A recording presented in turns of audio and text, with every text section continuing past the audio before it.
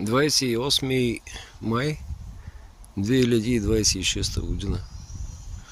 За какво става на въпрос?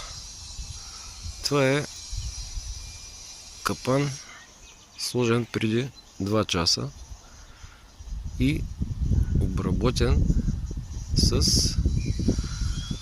примамката трева. Капана е възможно най-гадния. Поставяне на бункер, в който се съхранява гориво с отдушници, дизел. Миризмата се усеща навсякъде. Но какво прави впечатление? Пчелите надушват примамка трева, най-добрата в момента на пазара.